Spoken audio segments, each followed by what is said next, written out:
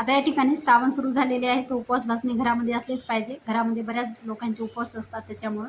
आता इथे भगर घेतलेला आहे, राजगिरा घेतलेला आहे, साबुदाणा घेतलेला आहे.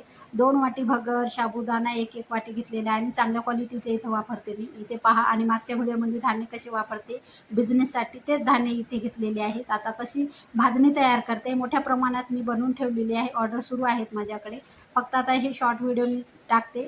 तुम्हाला थोडंफार बनवायचं असेल तर घरामध्ये प्रमाण, त्याच्यामुळे इथे मी दाखवते. 2 वाटी इथे भगर चांगला असे फुलेपर्यंत थोडासा ब्राऊन कलर येईपर्यंत आपल्याला भगर छान भाजून घ्यायचा. आता झालेला आहे, काढून घेतलाय भगर मी. आता त्याच कढईमध्ये आपल्याला साबुदाणा सुद्धा असा फुलेपर्यंत भाजून घ्यायचा. हे धान्य एक एक करून असं पूर्ण भाजून घ्यायचं छान. आणि हे मोठ्या प्रमाणात असते तर मी मोठी कढई वगैरे सगळ्या गोष्टी ते बिझनेसच्या वेगळ्या करते. फक्त मी तुम्हाला हे घरामध्ये ज्यांना पाहिजे बाबा ऑर्डर नाही करू शकता तर हे व्हिडिओ त्यांच्यासाठी.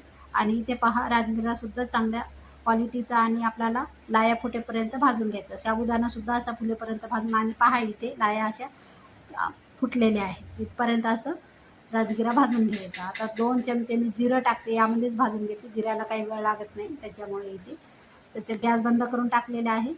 जिरं आता यामध्येच छान असं भाजलं जाते. आणि इथे पहा सगळे धान्य मी भाजून घेतलेले आहे. कॉटनच्या कपड्यावर टाकून घ्यायचं आणि इथे थंड करूनच हे मिक्सरला फिरवून घ्या. मोठ्या प्रमाणात मी गिरणीलाच फिरवते. हे मिक्सरला थंड करूनच फिरायचं आणि थोडंसं असं इथं थोडंसं जाडसर ठेवायचं. वडे, धपाटे, धिरडे काय बनवायचे ते पकोडे काय उपवासाचे तुम्हाला बनवू शकता याच्यापासून. अशा प्रकारे बघा किती छान पीठ तयार आहे. आणि थंड झाल्यानंतरच आपल्या स्टीलच्या भरणीमध्ये डब्यामध्ये भरणीमध्ये भरून ठेवा.